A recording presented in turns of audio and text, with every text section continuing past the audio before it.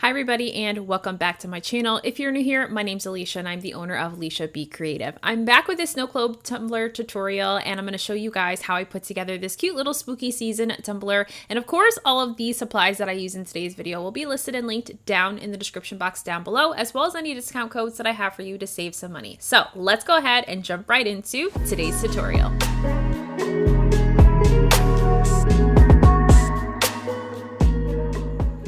Okay, so I am starting today with a 20-ounce Snowglobe tumbler. This is a glass double-walled tumbler. You can get these from Hog, the stainless steel depot company, and they're really inexpensive over there. That's why I love to get my Snowglobes from them. Usually they're anywhere between like $5 and $6, which is really actually good, really nicely priced for these style cups. So the first thing I'm going to do after taking this right out of the package is we're going to go ahead and lay some tape along the edge of the cup. And so you guys have seen me do these kind of tutorials before, and so I'm not going to do anything too crazy and different, but I am hopefully going to be able to show you a little bit better how to get the extra bubbles out of the snow globe.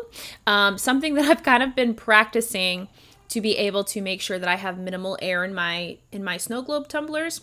So I've just put that tape there as a way to just keep my glitter contained. That way I don't get a lot of spillage all over sort of my catch paper there with my glitter. So the first glitter I'm going in with, this is Caviar from Peachy Olive Glitter. And so this is like a black kind of shifty kind of colored glitter, if you will. It's like black and silver, I would say.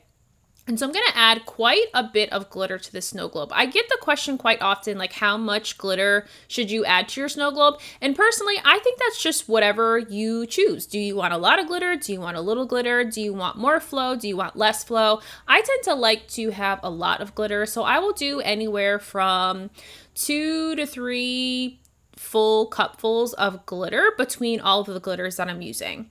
So I started with a couple of cupfuls of Caviar. I'm now going in with Meteor Shower from Glitter Makes It Glitter.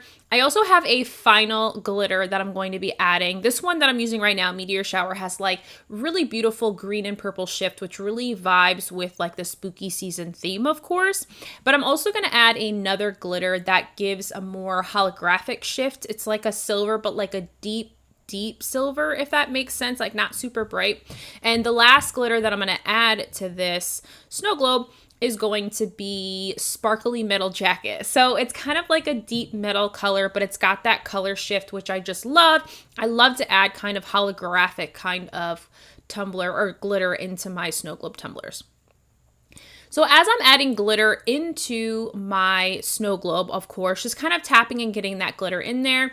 In between my cups of glitter, I like to add a little bit of a solution. You'll notice that at the beginning of this tutorial, I did add a little bit of solution before I started pouring glitter.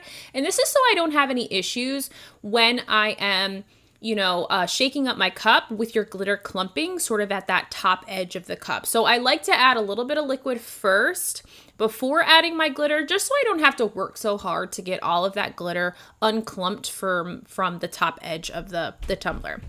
So we're going to begin the process of course, filling this up with our solution. I am using sort of my go-to solution, which is Magical Liquid. I use that in distilled water. So it's about a 60-40 mix of magical solution to distilled water being the 40% and magical liquid being the 60%. I didn't show me filling the bottle just because I have done a few tutorials on the channel already showing sort of what that process looks like, but really just gauge it. It doesn't have to be perfect. You don't really need to measure everything out, but I do find that this gives me the best flow.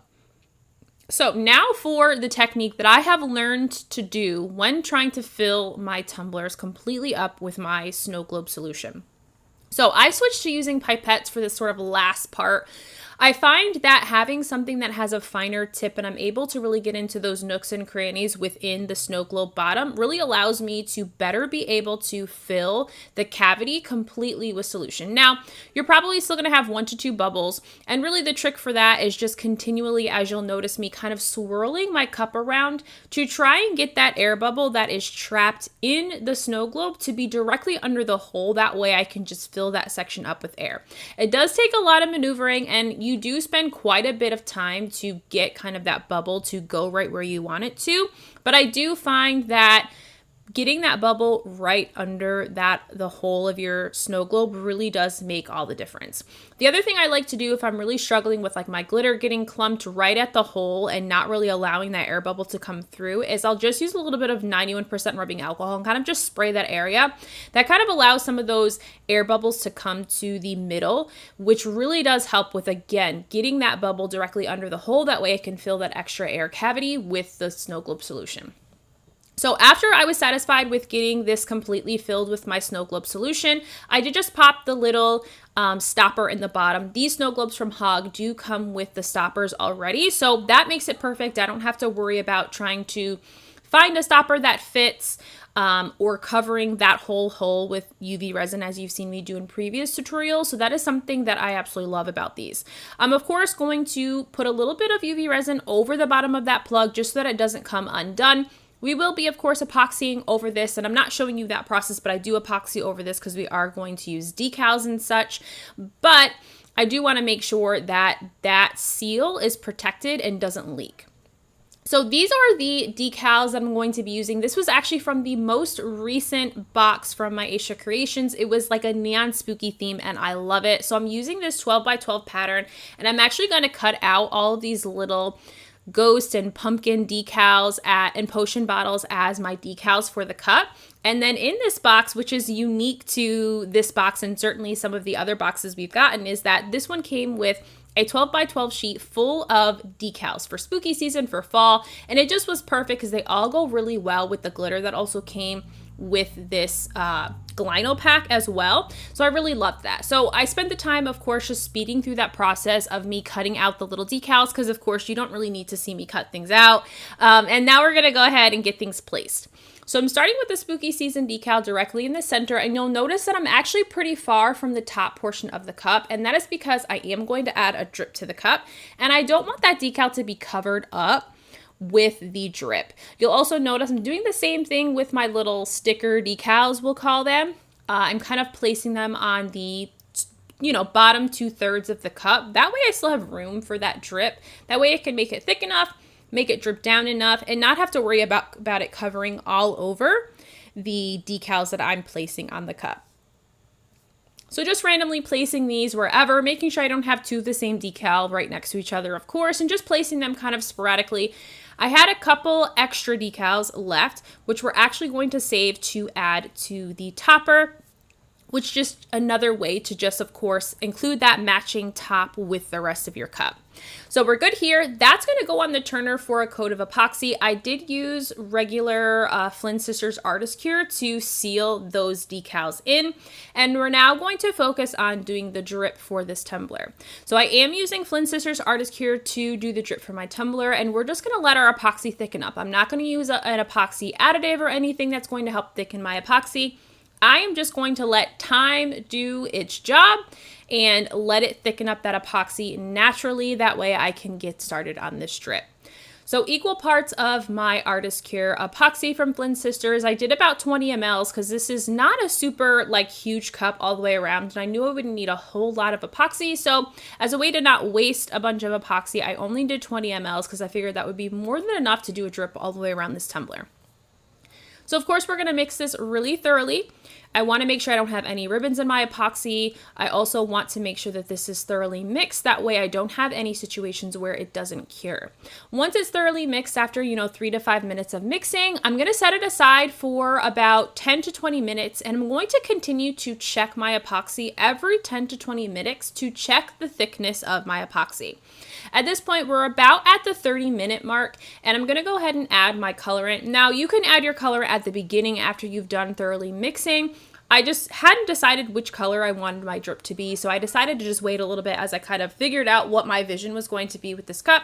And we're going to go with this deep purple color. So I have a purple paint, and then I added a little bit of black to that just to deepen the color a little bit. And now I'm going to go back in with more purple because I wanted to lighten it up just a little bit. I wanted kind of like a deep, dark purple color to kind of go with the, spooky theme and aesthetic. So thoroughly mixing in all of that paint, Being careful that paint does also change the thickness of your epoxy, so you don't want to add too much paint that your epoxy begins to get stringy, because that could make it really difficult for your epoxy to properly thicken up with time. So just adding a little bit and at a time when you're adding sort of, you know, paint and things to your epoxy. So at this point, I had to wait about an hour and 10 minutes before my epoxy was thoroughly thickened to my liking. And I actually probably could have let it go a little bit longer if I wanted to, but I was really anxious to get this drip on this cup. So I decided at the 1 hour and 10 minute mark that this was good to go, and we're gonna go ahead and apply it to the cup. So you guys have seen me do drips before, but I start with a really thick mix of that epoxy, thickened epoxy around the edge, and then I literally just let gravity do its work. I just set it on the table. Sometimes I'll tap the bottom if I don't feel like it's moving quick enough for me, and I'm just gonna let gravity begin to pull those drips of epoxy down. So the other thing that you want to be mindful of is when you are applying your epoxy, thickened epoxy around the rim, that you are being mindful not to do too much jostling of your cup, because it will change the direction of your drip. But here you'll see my epoxy is already starting to drip down, and I actually made a little bit of a mess and got a little bit of the thickened epoxy on my cup. So I'm just gonna clean that off with a little bit of 91% rubbing alcohol, but we're just gonna let gravity do its work. Okay, so I'm not going to do anything else with this, just let it sit until I am satisfied with how far my drip has gone down. And then I will go ahead and pop this on my turner and let it spin so that the epoxy does not continue to flow downward. And that way I also do not get any sort of mess up with my epoxy. So I'm going to let that cure for about 6 hours or so, and then I'll be able to go in with my coat of epoxy over top of that, sealing everything in with my final coat. Now, of course, we have to work on the matching lid to go with this Snow Globe cup. So I've added just a little bit of some orange paint to the top of my lid. I decided that orange glitter was the way I was going to go for this lid. And so we're just going to paint the entire bamboo lid after removing the little silicone straw section. And we're going to add some UV resin and some glitter to the top of this to kind of finish this topper off. So I'm adding the orange glitter called Jack-o'-lantern from Maestra Creations. And we're going to go ahead and just add a little bit in there. This is like a medium chunky kind of glitter, so I didn't want to add too much, but enough to, of course, color the UV resin and really pull out that orange sparkly glitter. Now we're going to go ahead and, of course, pour this directly on top of our lid here. Then using my stir stick, I'm just going to continue to spread out that epoxy evenly over the top of the lid. It was a little under 10 mLs, I would say, of how much UV resin went on this lid. I like to add kind of half of it and then go back in and add the rest if I feel like it's going to be too much. Then I cured that for 2 cycles of 120 seconds before I go into adding these 2 extra little sticker decals that I cut out of the vinyl originally. So we're just going to pop these right on of that cured orange glittered UV resin in that open space there. And I just love kind of decorating the Snow Globe tumbler tops to go with the cup. I feel like it just pulls it all together and just looks so cute. So of course, to seal these stickers in, we're gonna go ahead, or the vinyl in, we're gonna go ahead and add another thin layer of UV resin right over top of the decals here. And then again, taking my stir stick to really just thoroughly spread all of that out along the top of that top there before we cure it under the UV lamp. So with this, I spend a little bit of time because I want to make sure I'm getting all of the UV resin from edge to edge. And so that takes a little bit more time than probably necessary. But it's just my way of doing things because I don't want there to be sort of any like bare spots or fish eyes, if you will, that sometimes can happen when you're adding UV resin to your lids. So once that was cured for 120 seconds and hardened, we're going to go ahead and pop that silicone section right back in. And this was it. This is the final look at today's cup. And I hope that you guys enjoyed this kind of quick version of a Snow Globe tumbler tutorial, but I do have several on my channel, which I'll link down below. And thank you guys so much for watching today, and I'll see you guys in the next one. Bye!